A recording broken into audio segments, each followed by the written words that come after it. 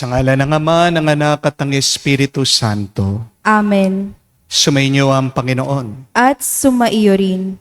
Mga kapatid, sa araw na ito ating pinagdiriwang ang banal na kapistahan ng ating mahal na ina na nagpakita sa bundok ng Carmel. Napakaganda po ng ibig sabihin ng Carmel. Ang kahulugan nito ay hardin. At tayong lahat ay tinuturing na hardin, the garden of God. Tinatanim niya ang kanyang grasya, kanyang pagpapalat, kabutihan sa atin. Pinagdarasal tayo ng ating mahal na ina. Tinutulungan tayo ni Maria na anuman ang kabutihan na tinanim niya sa atin ng Diyos ay tumubo at mamungang mas mabuti. Sa mga napakaraming pagkakataon na kung saan tumubo nga tayo pero walang bunga ang ating buhay dahil paulit-ulit tayo bumabalik sa ating mga pagkakamali sa kasalanan. Palagi nating pinakikinggan ang tukso ng demonyo. Mga kapatid, pagsisihan natin mga pagkakataon na ito na kung saan tayo ay nililigtas ng Diyos pero palagi nating nilalapit ang ating sarili sa kapahamakan ng kasamaan. Sa mga pagkukulang natin, naway kaawaan tayo ng Diyos para makita tayo muling karapat-dapat makatanggap sa mga banal na misteryo. Hinaamin ko Sa makapangyarihang Diyos at sa inyo mga kapatid, na lubha akong nagkasala sa isip, sa salita, sa gawa, at sa aking pagkukulang. Kaya isinasamo ko sa mahal na Birheng Maria, sa lahat ng mga anghel at mga banal, at sa inyo mga kapatid, na ako'y ipanalangin sa Panginoong ating Diyos. kaawaan tayo na makapangyarihang Diyos, patawarin tayo sa ating mga kasalanan, at patnubayan tayo sa buhay na walang hanggan. Amen. Panginoon, kaawaan mo kami. Panginoon, kaawaan mo kami. Kristo, kaawaan mo kami. Kristo, kaawaan mo kami. Panginoon, kaawaan mo kami. Panginoon, kaawaan mo kami. Manalangin tayo. Ama naming makapangyarihan, loobin mo kami tuwangan ng banal na panalangin ng mahal na Birhen. Sa tulong nito, kami naway pagindapating makasapit sa banal na bundok na si Hesukristo, kasama ng Espiritu Santo magpa sa walang hanggan. Amen.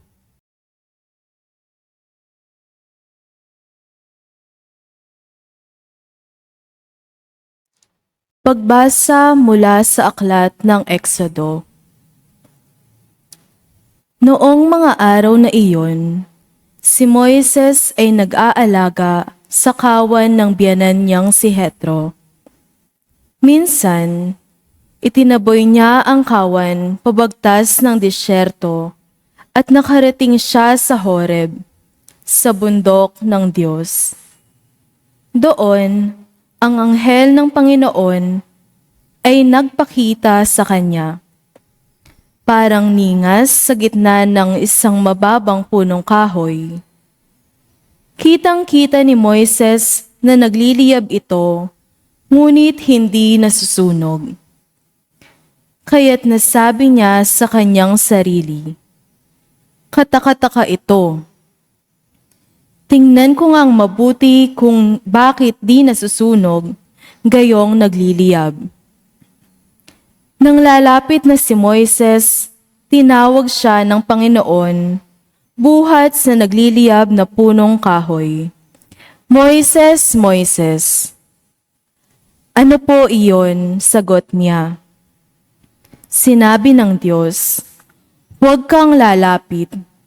Hubarin mo ang iyong sandalyas, sapagkat banal na dako ang kinatatayuan mo. Ako ang Diyos ng inyong mga magulang, nina Abraham, Isaac at Jacob." Tinakpan ni Moises ang kanyang muka, sapagkat natatakot siyang tumingin sa Diyos. Narinig ko ang daing ng aking bayan, at alam ko ang pag-aaping ginagawa sa kanila ng mga Ehipsyo. Kaya, papapuntahin kita sa Faraon upang ilabas mo sa Ehipto ang aking bayan. Sumagot si Moises, "Sino po akong haharap sa Faraon at maglalabas ng bayang Israel mula sa Ehipto? Huwag kang mag-alala, hindi kita pababayaan. At ito ang magiging katibayan na ako ang nagsugo sa iyo. Sa bundok ding ito ay sasambahin ninyo ako kapag nailabas mo na ang Ehipto, ang aking bayan." Sabi ng Panginoon. Ang salita ng Diyos. Salamat sa Diyos.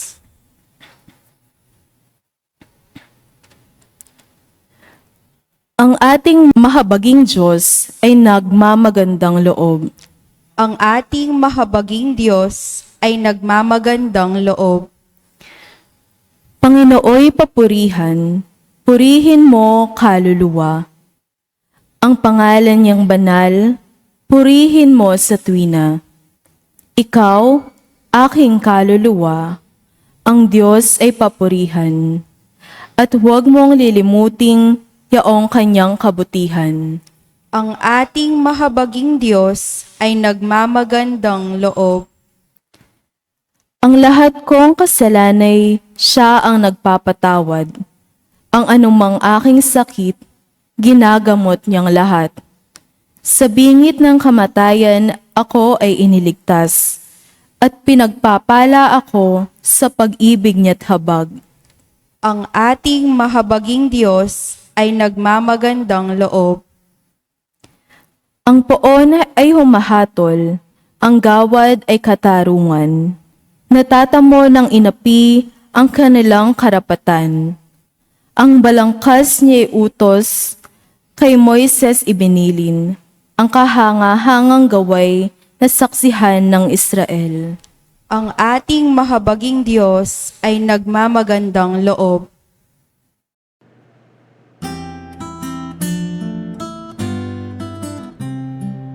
Alleluia, alleluia, alleluia, alleluia, alleluia, alleluia, alleluia, alleluia, alleluia, alleluia, alleluia, alleluia. Papuri sa Diyos Ama, pagkat ipinapahayag niya, hari siya ng mga aba. Aleluya, aleluya. Sumainyo ang Panginoon. At sumaiyo rin. Ang mabuting balita ng Panginoon ayon kay San Mateo. Papuri sa iyo, Panginoon. Nung panong yon, sinabi ni Jesus, "Pinapasalamatan kita, Ama, Panginoon ng langit at lupa, sapagkat inilihim mo ang mga bagay na ito sa marurunong at matatalino, at inihayag sa mga may kaloobang tulad ng sa bata. Oo, Ama, sapagkat gayon ang kinalulugod mo. Binigay sa akin ng aking Ama ang lahat ng bagay.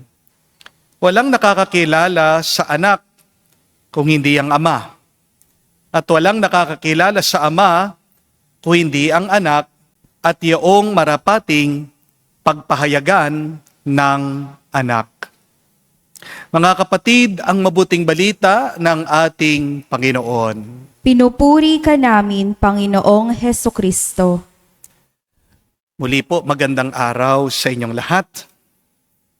Meron pong isang true to life story na kinwento po mismo ni St. John Marie Vianney, ang kura paroko po ng Ars at ang patron saint naming mga pari. Sabi po niya nung minsan, meron pong isang dalaga na dumating sa parokya at nangumpisal po sa kanya. Pagkatapos po sinabi ng babae, yung mga kasalanan niya dito sa santo, nagtanong po ang pari, wala ka na bang ibang nakalimutang ikumpisal? At nag-iisip po itong babae, sabi niya, wala na po akong matandaan. At dito po nagtanong si St. John Marie Vianney, ang pari, kung wala ba daw naaalala itong dalaga na isang party o pagsasalo-salo na kung saan meron pong isang gwapong lalaki na ayaw makipagsayaw dito sa dalaga. Pinili daw nitong gwapong lalaki lahat ng mga babae doon para sumayaw.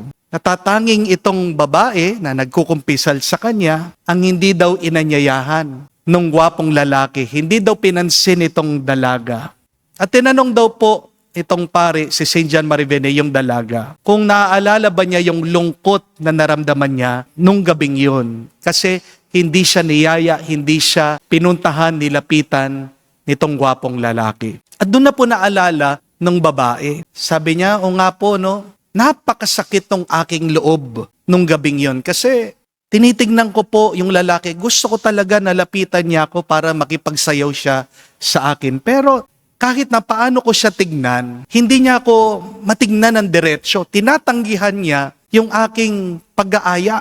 At naalala daw po nung dalaga, may kulay asul yung paanan po nitong gwapong lalaki. Naglo-glow daw po ng kulay blue yung kanyang paa. Nagtataka yung babae, ano yung liwanag na yon na nanggagaling dun sa paa ng gwapong lalaki? At dito po nagsalita si St. John Marie Vianney, tong santo, ang sabi niya, dapat magpasalamat ka kasi nung araw na yon, niligtas ka ng Diyos sa kasamaan at kapahamakan. Dahil yung gwapong lalaking yon ay ang demonyo na nagkatawang tao. At nakikipagsayaw siya sa mga babaeng makasalanan. Ang tanging dahilan daw po bakit iniwasan itong dalaga, hindi siya nilapitan ng demonyo, ay dahil may suot-suot siyang brown scapular, ang skapularyo ng ating mahal na ina na nagpakita sa bundok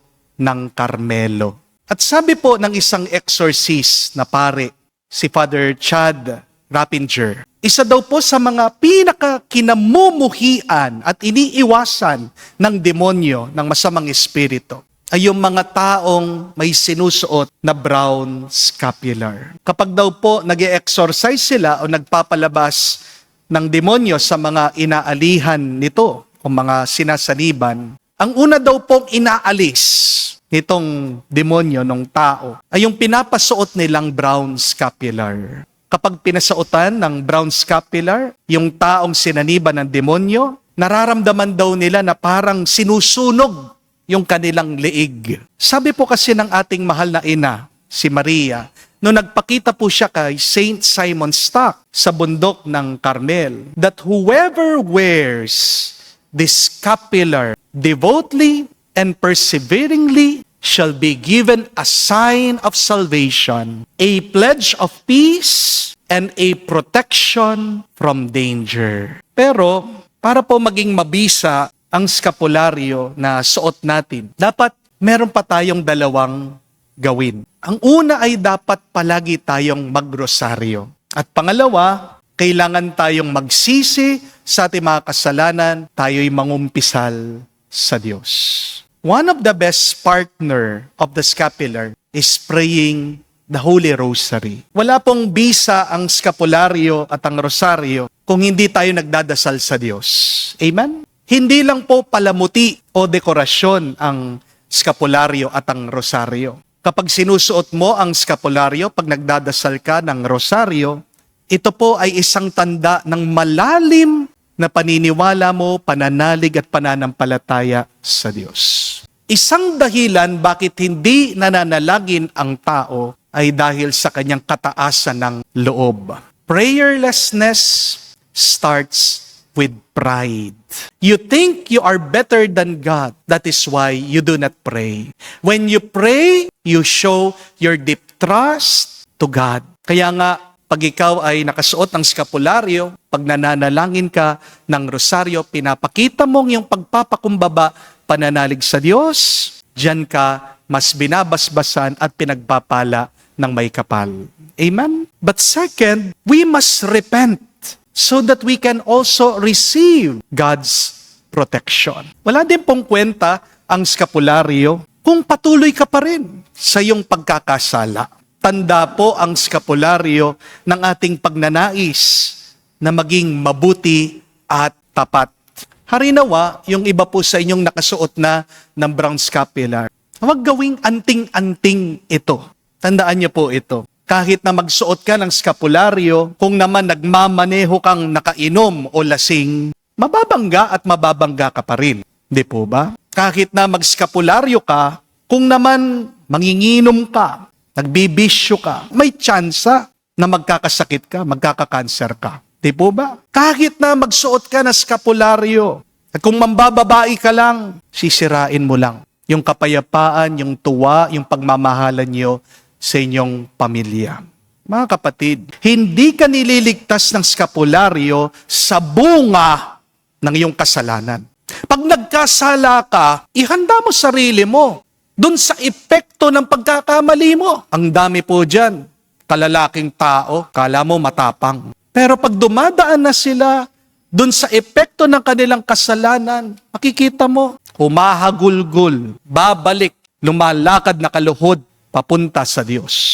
Kung talagang pinipili mong magkasala, ihanda mong sarili mo sa pagdurusa. Hindi aalisin ng skapularyo yung parusa na nakatapat sa iyo dahil pinili mo magkamali. Amen? Pero kung gusto mong maawa ang Diyos sa iyo, kailangan kang magpakumbaba, magsisi, at maging tapat muli sa Kanya. Amen? Ang skapularyo ay tulong para maiwasan natin na tayo ay mahulog sa tukso ng demonyo. Pero walang magagawa ang Diyos kung ikaw mismo nilalapit mong sarili mo sa tukso ng demonyo. Amen? Ang skapularyo ay paalaala na dapat tayong palaging magdasal, magpatulong kay Maria. Ang skapularyo ay isang simbolo na palagi nating kasama ang Diyos. Sa banal na misa pong ito, muli tayo magpasalamat sa Diyos sa proteksyon ang pinagkakalob niya sa atin. Kahit na alam naman natin hindi tayo karapat-dapat, napakarami nating pagkakamali. Pero walang sawa siyang nagbibigay sa atin ng kanyang grasya. Ganyan tayo kamahal ng Diyos. Sana wag nating sayangin ang biyaya ng Diyos. Amen? Pasalamat din po tayo sa ating mahal na ina sa kanyang pagdarasal para sa atin. Suotin niyo po ang skapularyo na may pananampalataya. Hindi pagyayabang na porket ba suot-suot mo yan kahit na magkasala ka, hindi ka na makakaranas ng masama sa iyong buhay. Kapatid, kung nagkakasala ka, pinipili mong lumayo sa Diyos. Ang talagang pinipili mo, kamatayan. Amen? Kapag sinusuot mo ang skapularyo ng Mahal na Birhen Maria, isang tanda na pinipili mong mas mapalapit pa sa Diyos, maging mas kawangis pa ng may kapal na gumawa sa iyo. Magdasal po tayo na tayo ay malayo sa lahat ng masama, na tayo ay pagkalooban ng lakas ng Diyos para pagpatuloy natin ang misyon natin dito sa mundo. Kaya sabihin natin, Mahal na Ina, Maria, nagpakita sa bundok ng Carmel. Ipanalangin mo kami, ilapit mo kami sa iyong anak si Jesus, ang aming buhay, ang aming lakas. Amen. Tumayo po tayo. Binunyag ng Ama ang misteryo ng kaharian sa mga maliliit. Manalangin tayo sa Diyos. Nagpapahayag sa kanyang pag-ibig sa mga maliliit at mabababang loob. Dalhin natin sa ating Amang nasa langit ang lahat ng ating pangailangan na may buong pananalig sa kanyang mapagmahal na kalinga. Ating sabihin, Panginoon, dinggin mo kami. Panginoon, dinggin mo kami. Ang simbahan naway, bigyan ng higit na pansin ang mga dukha. Manalangin tayo sa Panginoon. Panginoon, dinggin mo kami. Ang mga pinuno ng gobyerno, naway pakinggan ang mga hinaing at pangangailangan ng pinakamahirap na mamamayan, manalangin tayo sa Panginoon. Panginoon, dinggin mo kami. Ang mga bata naway makilala ang Diyos sa pamamagitan ng ating pagtuturo at halimbawa. Manalangin tayo sa Panginoon. Panginoon, dinggin mo kami. Sa katahimikan po ng ating puso, banggitin natin, sabihin sa Diyos ang ating mga personal na pangangailangan.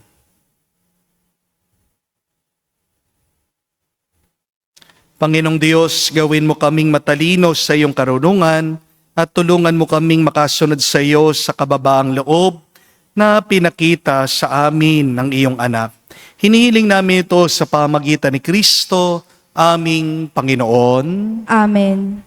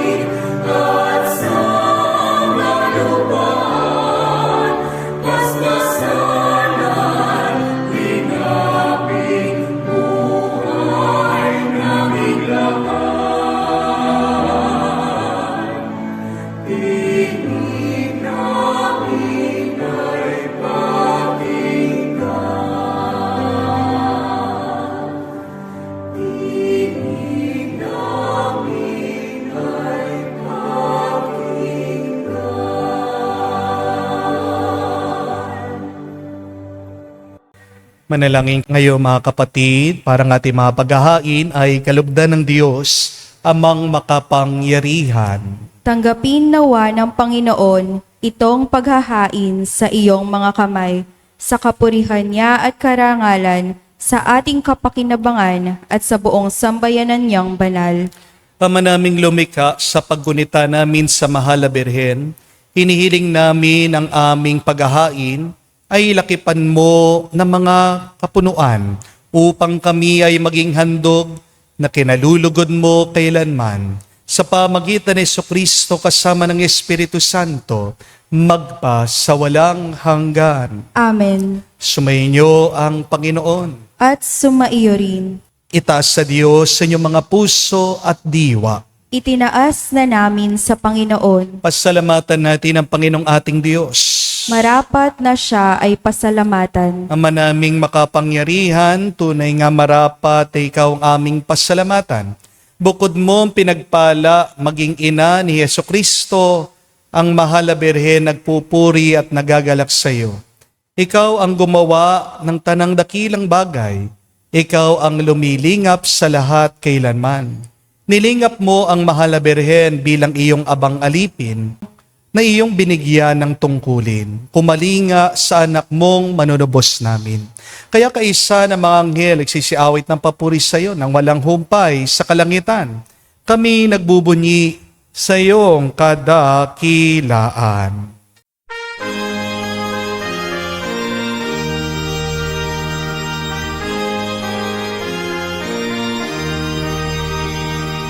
Santo, Santo, Santo, Panginoong Diyos ng mga hukbo.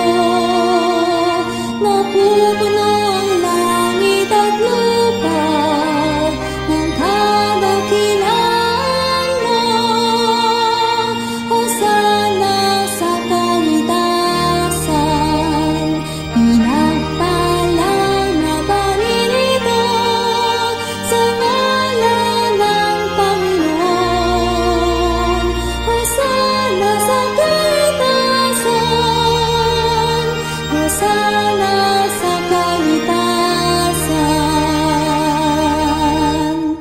Ama naming banal, ikaw ang bukal ng tanang kabanalan.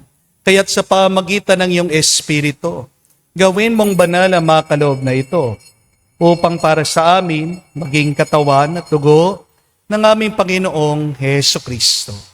Bago niya pinagtiis ang kusang loob na maging handog, hinawakan niya ang tinapay, pinasalamatan kanya, pinaghati-hati niya iyon, inabot sa kanya malagad at sinabi, tanggapin ninyong lahat ito at kanin. Ito ang aking katawan na ihahandog para sa inyo.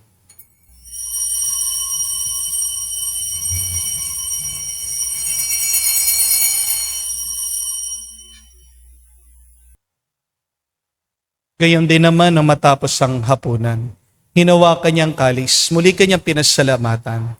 Inabot niya ang kalis sa kanya malagad at sinabi, tanggapin ninyong lahat ito at inumin.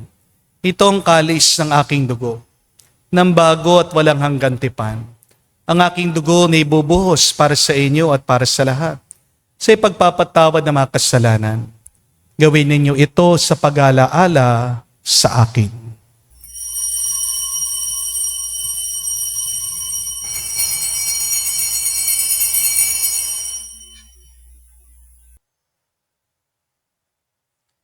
Ang misteryo ng pananampalataya.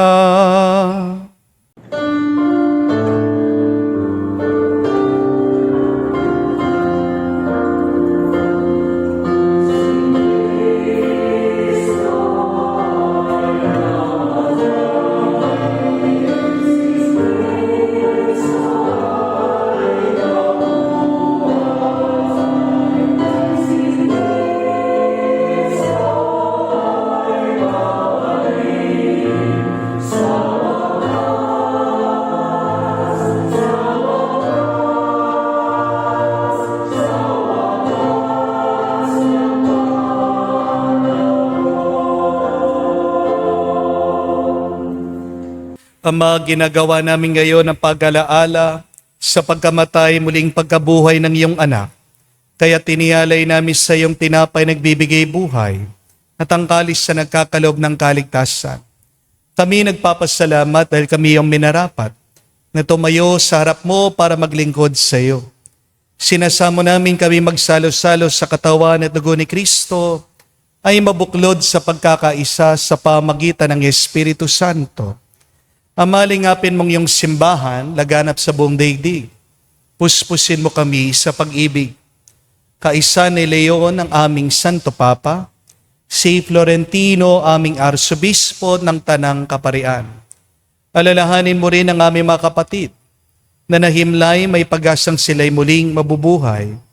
Gayon din naman lahat ng mga pumanaw. Kawan mo sila't patuloyin sa iyong kaliwanagan. Kawan mo at pangindapantin kaming lahat na makasalo sa iyong buhay na walang wakas. Kaisa na mahal na Birhen Maria, Ina ng Diyos, kaisa ni San Jose ang kanyang malwalhating esposo, kaisa na mga apostol, lahat ng mga banal na namuhay dito sa daigdig na kalugod-lugod sa iyo.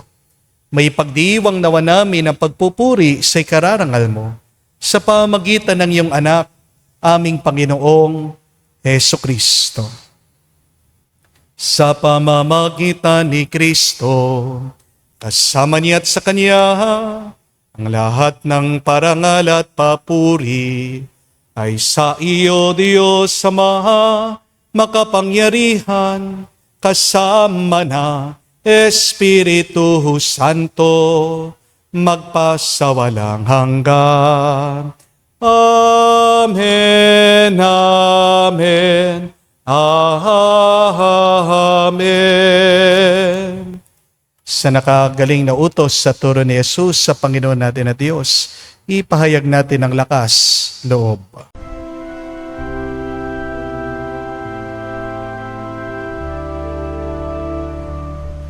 Ama namin, sumasalangit ka, sambahin ang ngalan mo, mapasa amin ang kaharian mo, sundin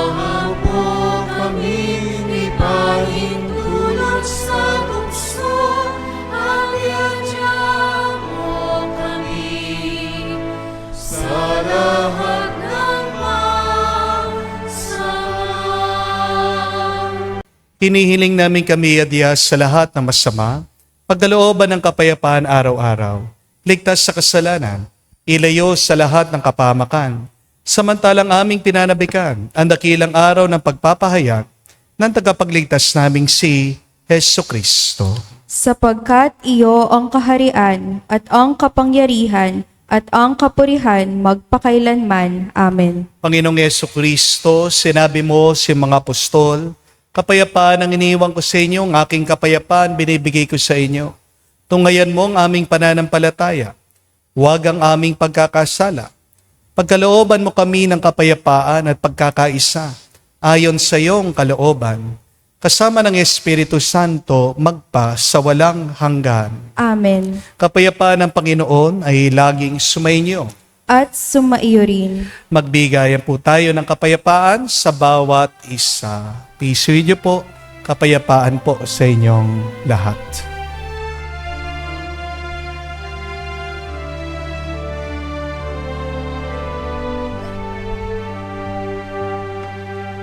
Kordero ng Diyos na nag-aalis ng mga kasalanan ng sanlibutan, maawa ka sa amin. Maawa ka sa amin. Kordero ng Diyos na nag-aalis ng mga kasalanan ng sanlibutan, maawa ka sa amin.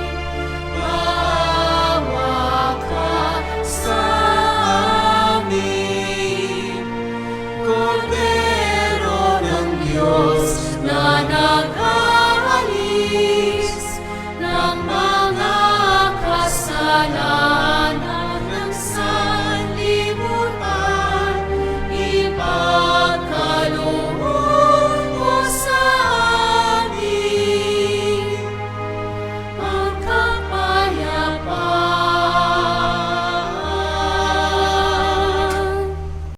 Mga kapatid, naririto ang ating Panginoong Yesu Kristo, ang Kordero ng Diyos.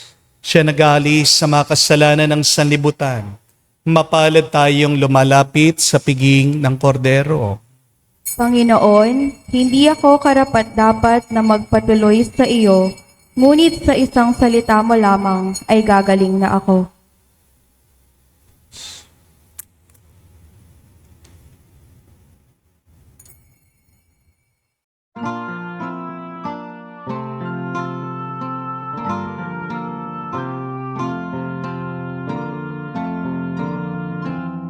Piring Maria, dala sa umaga, noon pa man ay itinangi ka.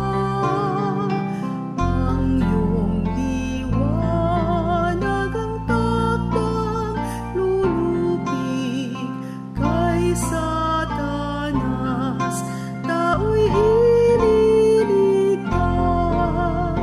Iyong tunghan kaming nananambitan, at ang lupang iyong tinapakan. Tulong mo'y ilawit sa amin, Maria, ngayon at sa aming kamatayan. Ang kalinisan mo'y iginagalang namin mahina't makasalanan. Awa ng Diyos ang aming kahilingan. Birhen Maria, kami tulungan. Manalangin tayo.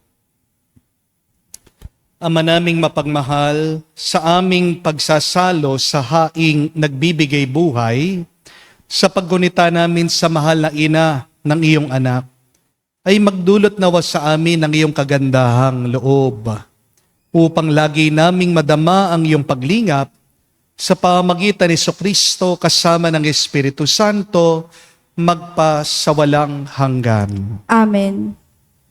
Muli po pinapaalala ko sa inyo, ang skapularyo po ay hindi anting-anting.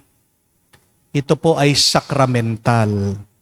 Ang ibig sabihin po ng sakramental ay pinapahintulot po ng ating simbahan na ang gamit na ito ay basbasan para makatulong sa pagpapalalim ng ating pananampalataya, tulong sa ating buhay pagpapakabanal.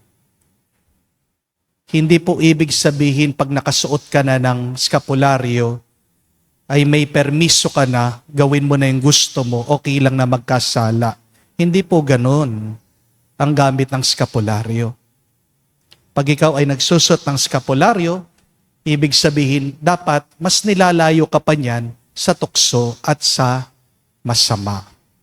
Mali pong pagkagamit nyo sa skapularyo kung ginagamit nyo po yan para pagpatuloy nyo lang yung masama na inyong nakasanayan.